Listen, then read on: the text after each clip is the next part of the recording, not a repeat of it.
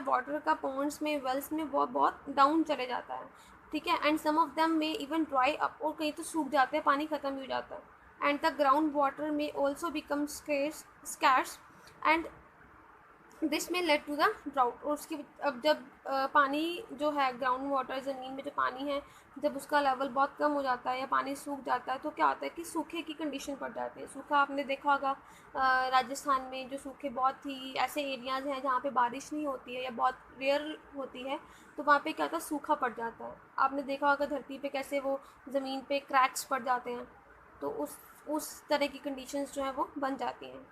In drought conditions, it is difficult to get food and fodder, and you might have heard about the droughts occurring in the some parts of our country or the world. आपने सुना भी होगा कि हमारी country में भी या world में भी बहुत सारी जगह ऐसी हैं जहाँ पे सूखा पड़ता है, वहाँ पे फूड वगैरह अरेंज करना बहुत मुश्किल हो जाता है। Are you aware of the difficulties faced by the people living in these areas? What happens to the animal and the vegetation in these conditions? अब आपके लिए यहाँ पे एक छोटा सा काम भी है कि आप लोग देखेंगे, सर्च करेंगे, या आप लोग न्यूज़पेपर में या अपने पेरेंट्स से बैठ कर डिस्कस करेंगे कि जो लोग ऐसे एरियाज़ में रहते हैं जहाँ पे सूखे की कंडीशन, ड्राउट की कंडीशंस बन जाती हैं, तो वहाँ पे लोग सर्वाइव कैसे करते हैं, कैसे अपनी वो खेती करते हैं, कैसे वो मतलब पानी वगैरह अरेंज करते हैं। इस सब चीज़ों के बारे में आप अपने पेरेंट्स से या आप सर्च कर सकते हैं, या आप अपने न्यूज़पेपर से आप पढ़ के आप लोग पता कर सकते हैं। नेक्स्ट है how can we conserve water. हम वाटर को कैसे कंजर्व कर सकते हैं? Only a small fraction of water available on the earth is fit for use of the plants, animals and humans.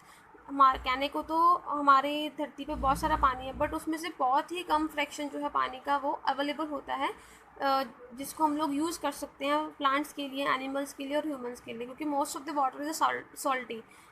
उसमें नमक वाला पानी होता है, खारा पानी होता है, जिसको हम लोग यूज़ नहीं कर सकते हैं।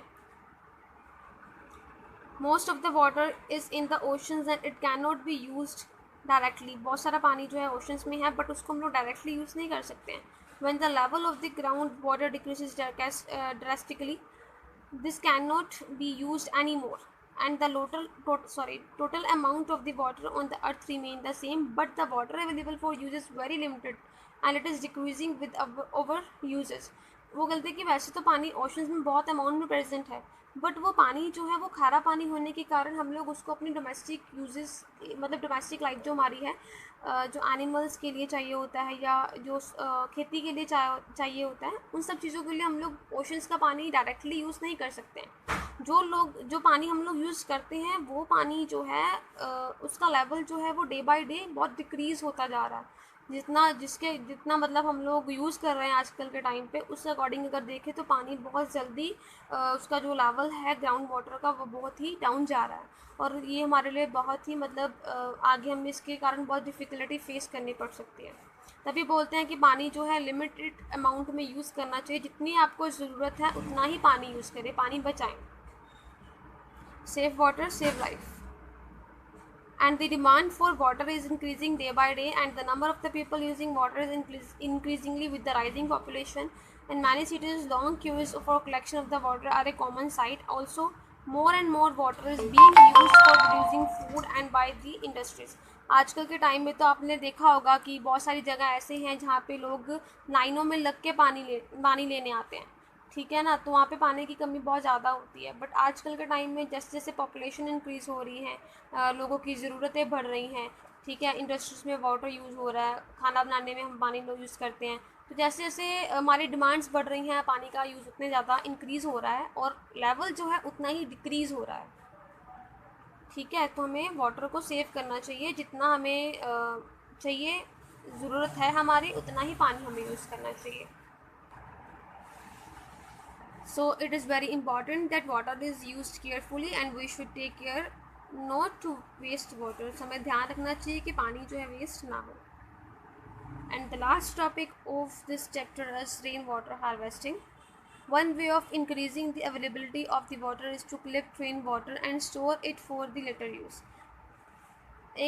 एक बहुत ही मतलब अच्छा तरीका है पानी को स्टोर करने का, ताकि हम लोग रेन वाटर जो हैं वो स्टोर कर सकें और उसको बाद में यूज़ कर सकें।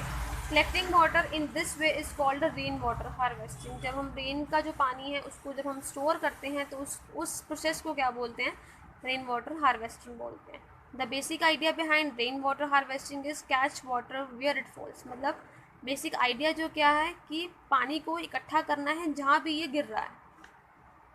What happens to the rainwater that falls on the places that are mostly covered with the concrete roads or buildings? It flows into the drains, is it not? Isn't it? And from their water goes to the rivers or lakes, and which could be far away. And a lot of effort will then be required to get this water back into our homes, as the water did not seep into the ground. So कहते हैं कि जो rain water ऐसी जगह पे आता है, गिरता है जहाँ पे कंक्रीट रोड्स बनी होती हैं या बिल्डिंग्स बनी होती हैं, तो वहाँ से तो वो सीधे ही मतलब ड्रेन्स में चला जाता है या रिवर्स में, लेक्स में चला जाता है। तो हम लोग कैसे उसको इकट्ठा करेंगे? तो उसके लिए क्या टेक्निक है, roof top rain water harvesting. पहला क्या है, roof top rain water harvesting. इसमें क्या होता है कि जो रेन वाटर है वो कलेक्टेड होता है from the roof top to a storage tank. पहले रूफ टॉप पे कलेक्ट करते हैं, उससे कलेक्ट करने के बाद वो स्टोरेज टैंक में चला जाता है through the pipes, with the help of the pipes. And this water में contain soil from the roof and need filtering before it is use.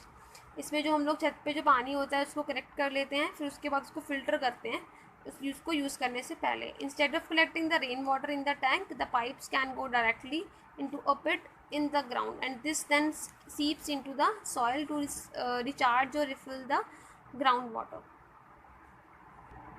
कहते हैं कि आप लोग रेन वाटर को टैंक में कलेक्ट करने की बजाय क्या कर सकते हैं कि पाइप्स को डायरेक्टली ग्राउंड में फिट कर सकते हैं, ताकि जो पानी है वो डायरेक्ट ही सॉइल में चला जाए और उसको जो ग्राउंड वाटर है उसके लेवल को इंक्रीज करे।